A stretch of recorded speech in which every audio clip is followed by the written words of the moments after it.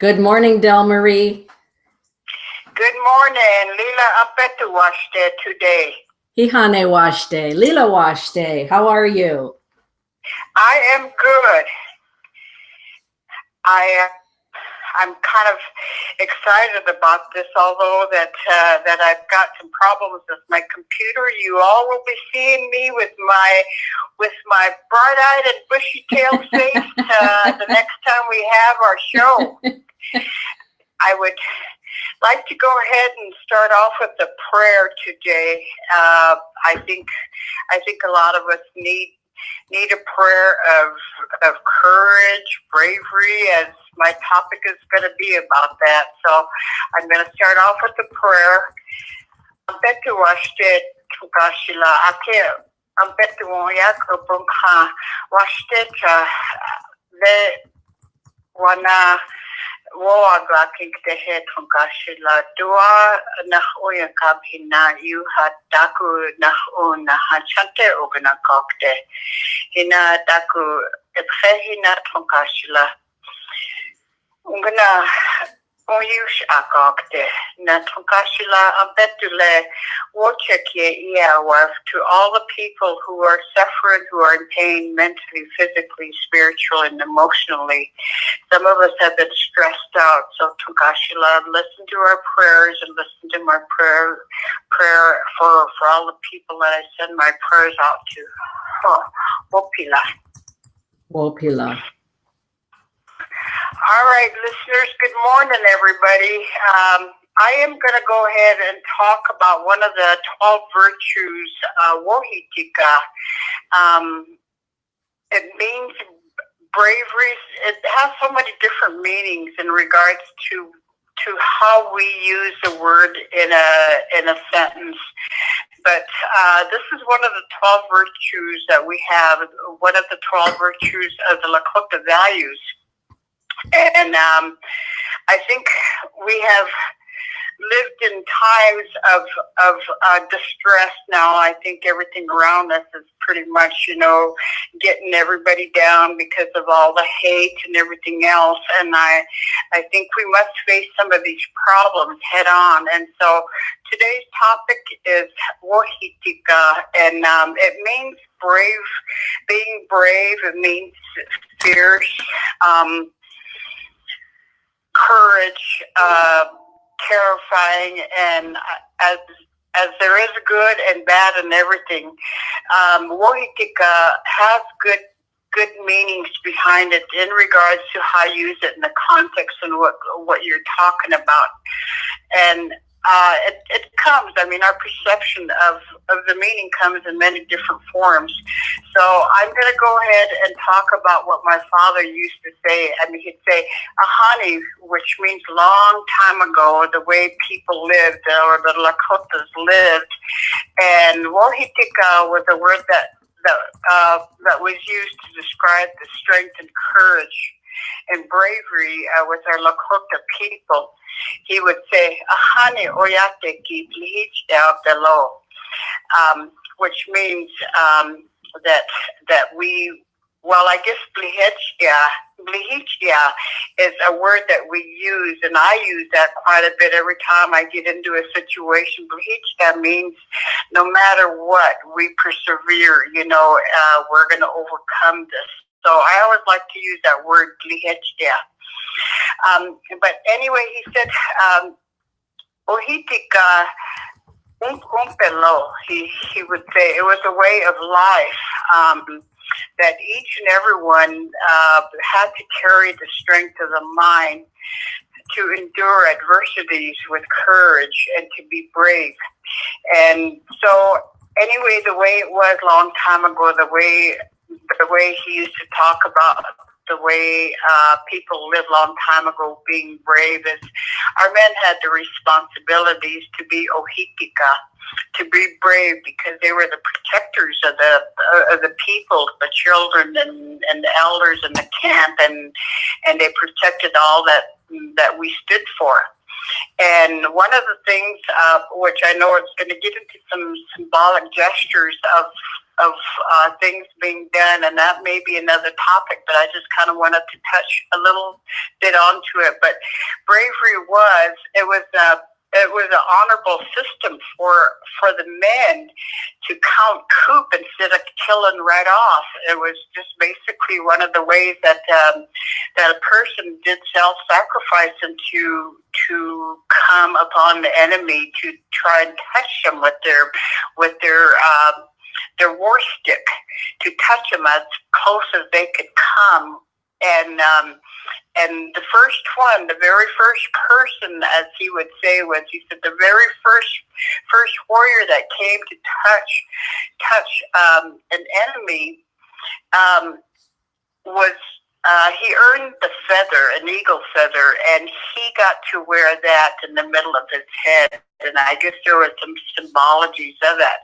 And the second person that would come and touch the enemy would be one to wear his feather a different direction, like on the left side.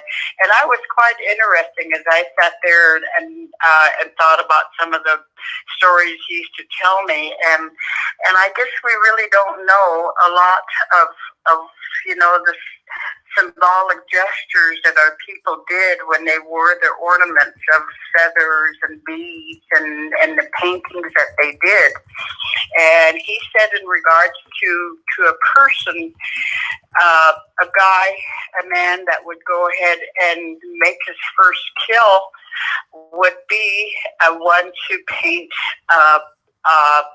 put a red painted hand on his horse or on his teepee, and that was one of the ways that people could see that he was brave enough. He was the first one to approach the enemy to kill.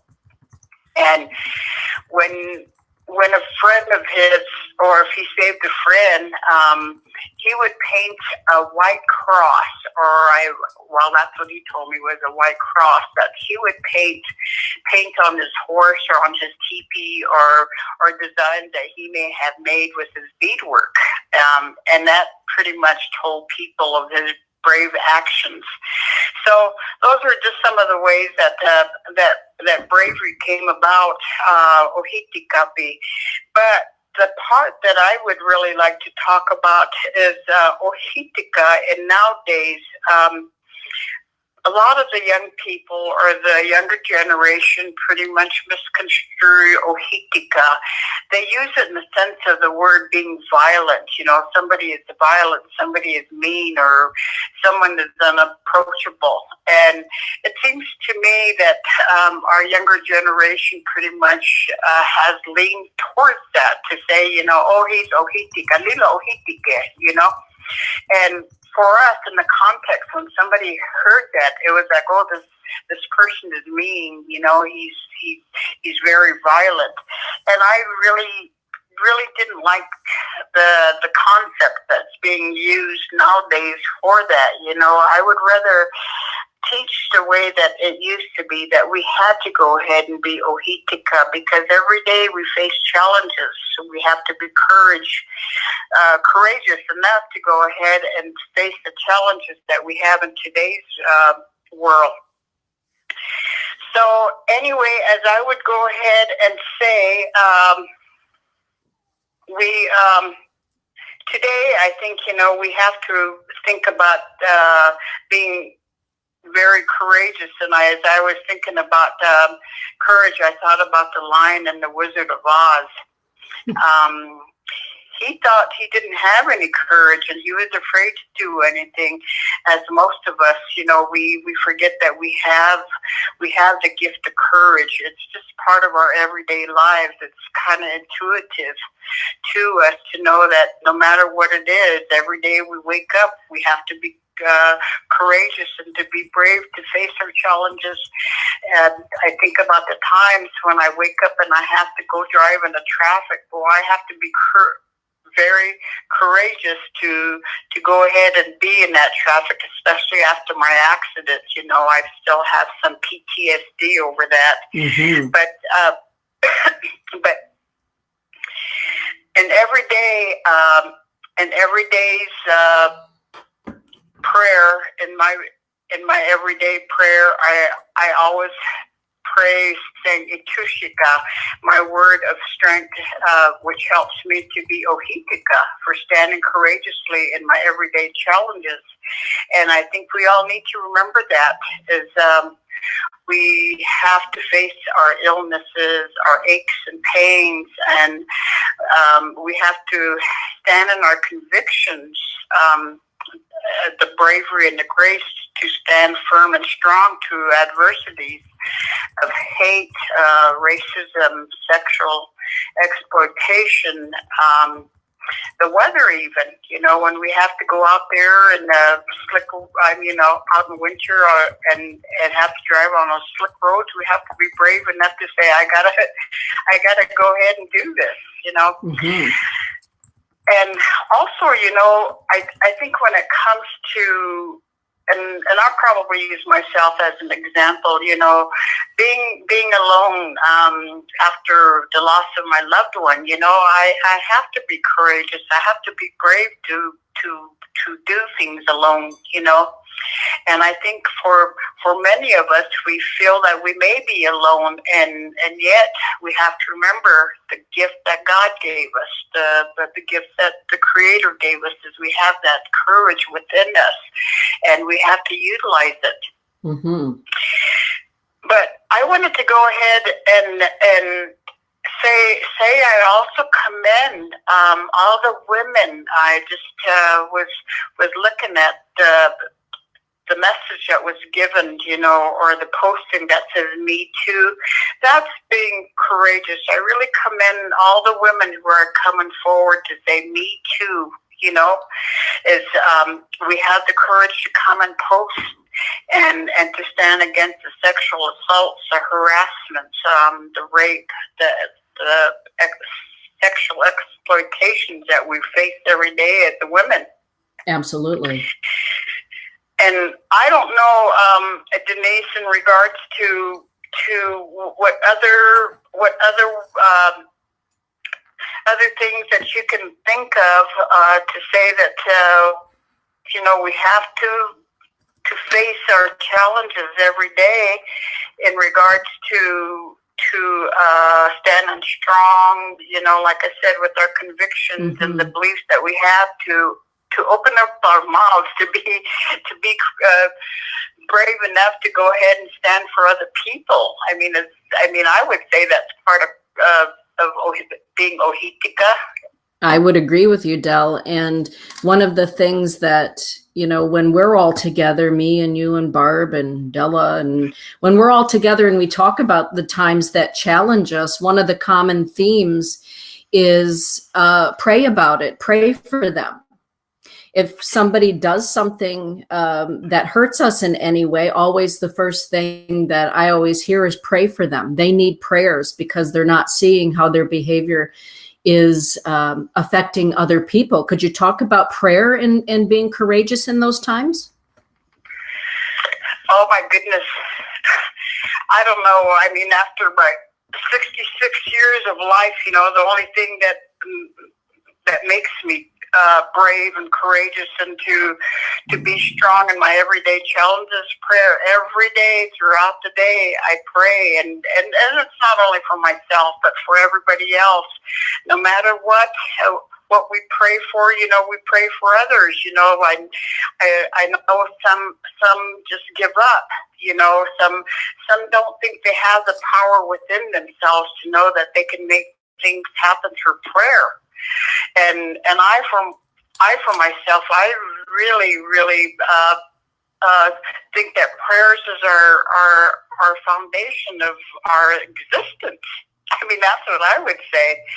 And the prayers, like I said, is we don't really realize, that we think we're alone, but through prayers, if you really think about it, the Creator is there with us, our angels, our spirit guides, whoever, is there with us, our ancestors. Mm-hmm. And I truly believe, being courageous to the things that I have to go ahead and say a lot of times with truth and honesty, to be truthful to people, that takes courage. It does. And that was that was just one of the things that I had learned in my life, is basically, oh God, I hate to get the backlash. People are going to say something about this, that I'm mouthy. I mean, that was one of the things that I heard about myself, was being mouthy, but no, that wasn't it. Mm-hmm.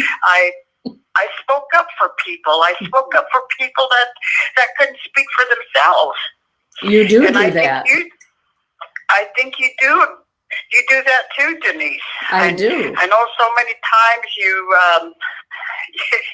I mean, I could just imagine George and Barb being at the airport and not having the courage to stand up. You had to step in. Yeah, I did. And there are times when we're not popular when we step in. And that was one of those times. My sister called me and she was in dire straits. And before long, I've got New York on the phone and Chicago on the phone and everybody. But there are times when it makes us very unpopular to speak the truth or to stand up with integrity about something. And sometimes we have to pray for ourselves to have the courage to do that, and then have the courage to pray for the people that maybe we've offended, as you're saying, Dell, because I wouldn't say that you're mouthy. You are a very honest woman, and I've been with you when you've raised the hackles of people. But one of the things that I love about you, Dell, is that when you raise the ire of people or the hackles on some people, you do it so lovingly.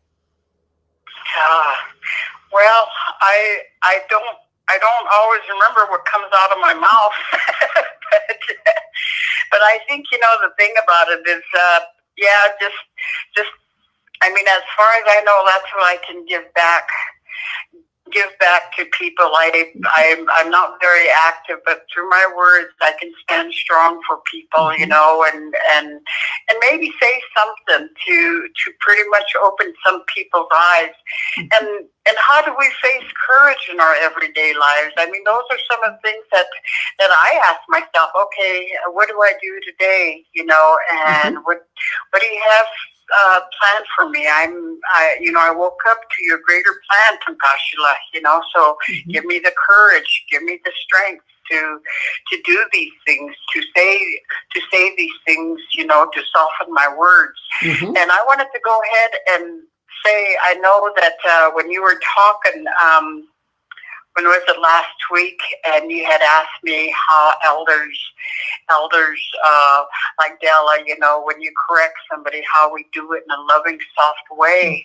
I think those are just some of the things that we've been conditioned to know, is that we don't hurt anybody.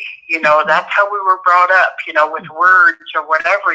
We don't hurt anybody. However, we don't have any control over how people react to us. Just like you said, some people think we're mean, and we don't. I mean, they don't want to hear the truth, and a lot of people don't want to face the truth within themselves, so they get offended. Absolutely.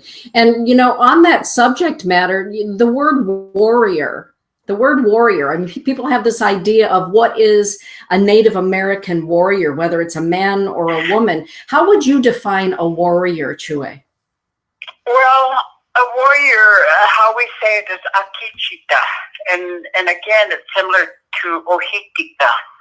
Akichita is a warrior in our eyes, to say, they are the protectors. They are the protectors of anything that exists. I mean, the way we were brought up to say, the warrior, I don't care if it's a woman, a man, or a young adult, just like the 13 years old, the 13-year-old, what is it, I just posted that about this 13-year-old that got a Nobel Peace Prize or something. He's been fighting for the environment at 13 years old. Well, he's considered a Kichita because he knows he's looking out for the best interests of the whole, for the betterment of the whole. That's what a Nakichita is.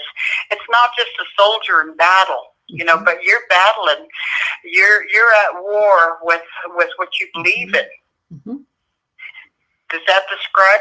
Well, it does. And I think, as I was growing up and after I met a lot of the relatives, what I found out is that oftentimes the warrior is the one who cries for their people.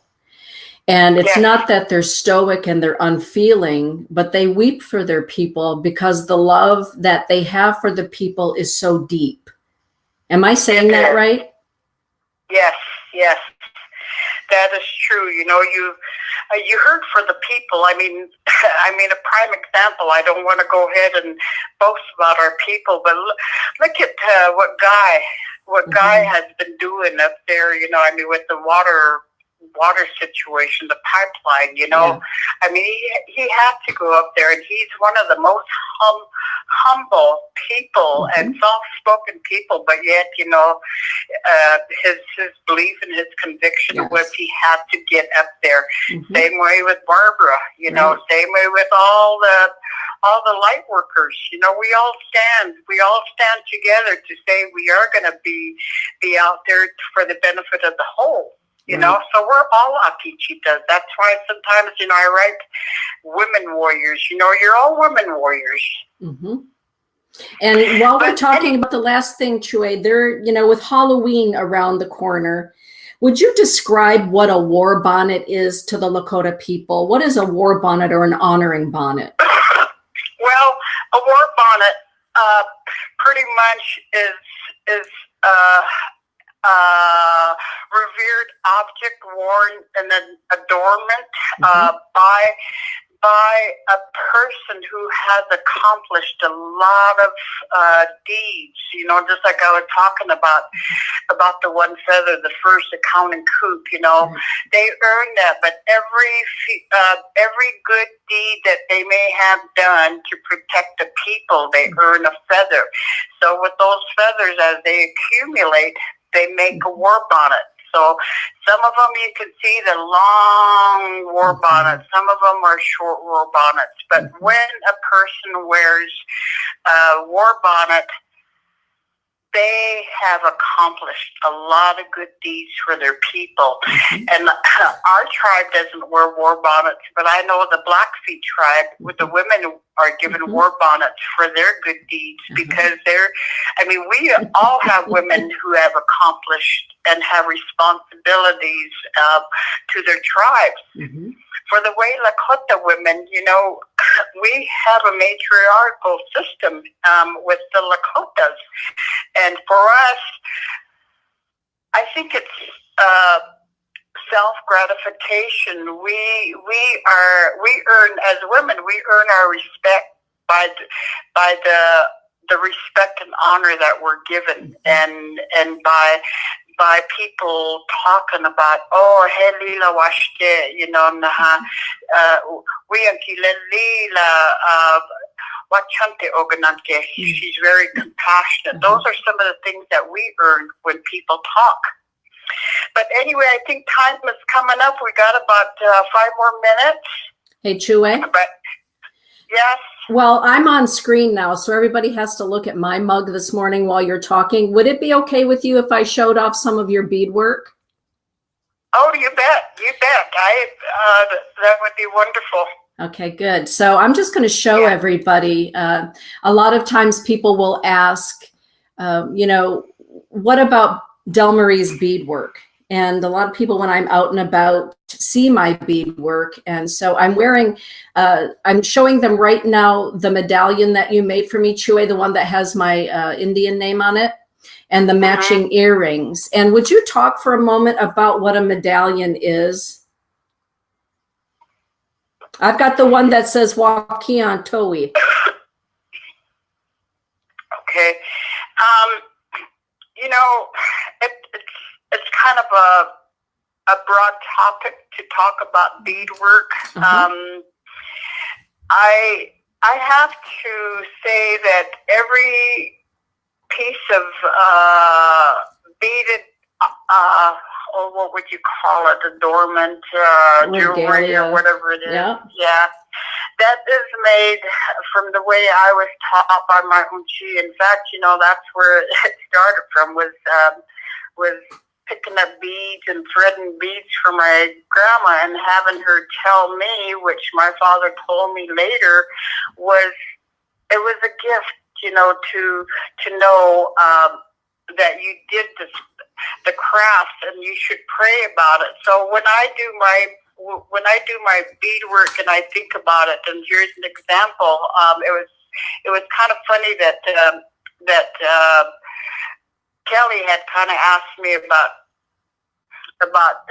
beading something, and I it just basically I said okay, and I thought about it. I went to bed praying about it and everything, and first thing I woke up was I thought about a bear, bear paws. Mm-hmm. Well, I shouldn't talk very much. It might be a surprise, but for that, is you do beadwork with the symbols on it, mm-hmm. and for me, my beadwork, when I use the colors and the design, it has a meaning behind it. And if you want to know why I made it the way it is, I make it. But in regards to medallions that are worn, that is a prideful piece of work that you carry because you carry it close to your heart. Anything that hangs close to your heart is supposed to be a meaningful piece of work. And with that medallion, and you see a lot of people wearing medallions, even men, mm-hmm. and that is the reason why people do like to get medallions.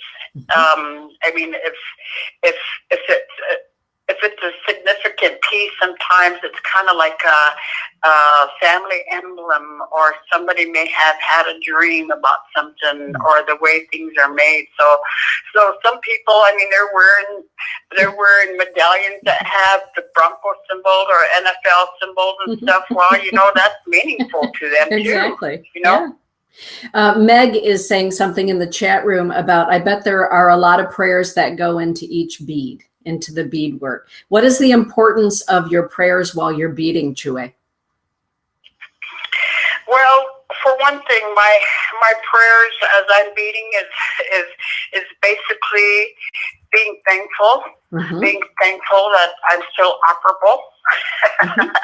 I don't have arthritis, so I'm going to utilize the gift that the Creator gave me, and then also to know that it's therapy for me to know that as I sit there and do my beadwork and be creative, is I'm utilizing my gift, mm-hmm. as well as knowing I can take that time as my therapy to pray for everybody. And throughout the day, as I'm sitting there, I can remember something, or something mm-hmm. comes on the news, or I see something on Facebook that mm-hmm. somebody needs prayers. Mm-hmm. I sit there and pray.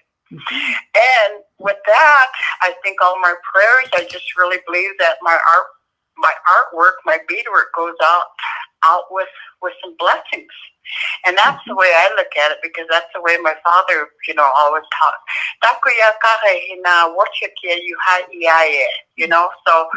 So which means is what you make with prayers, you're sending it off with prayers to that person that gets that piece of beadwork. Chue, if somebody would like to order something, because over the winter is when you do a lot of your work, what's the best way for somebody to get a hold of you besides right here on your Facebook community page? Yeah. I've been thinking about that, and actually, Leslie and her friend had thought about putting up a web page for me, and that hasn't been done. Like I said, I've been computer literate, so she's supposed to help me set up a web page and post some of the beadwork I do and whatever. But in the meantime, Facebook is the best place. Personal message box is the best place if you'd like to order something. I don't like to go ahead and talk about all the beadwork and how much it costs, what I do, and all that on my Facebook page. But for the meantime, you can get a hold of me. Mm-hmm.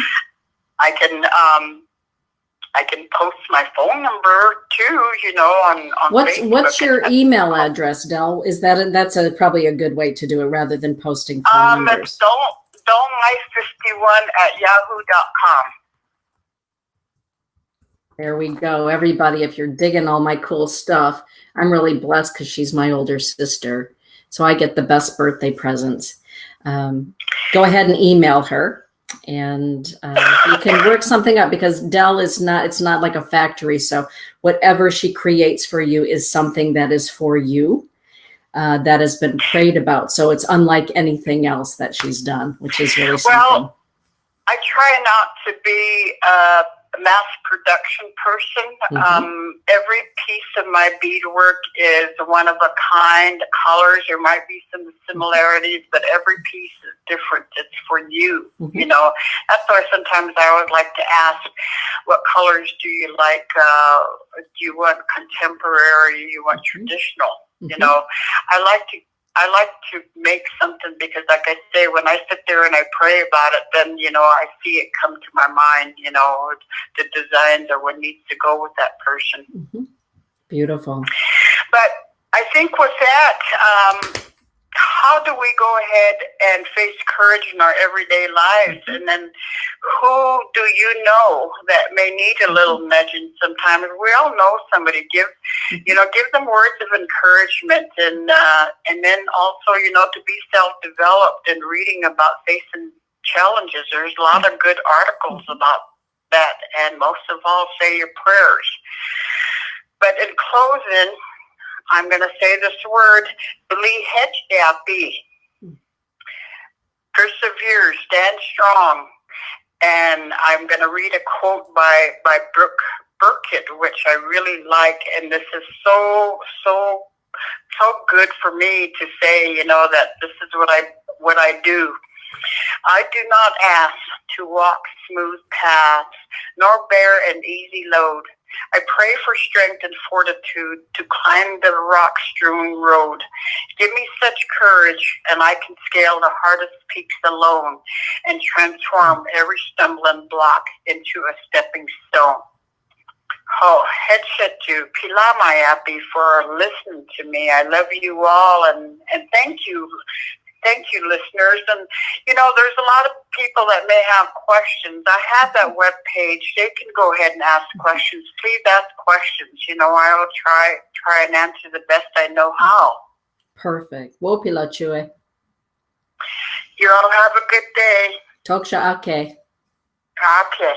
Okay. Bye-bye. Bye-bye. With that, everyone, it's a beautiful morning. And what a way to begin the morning in that way, with sacred teachings.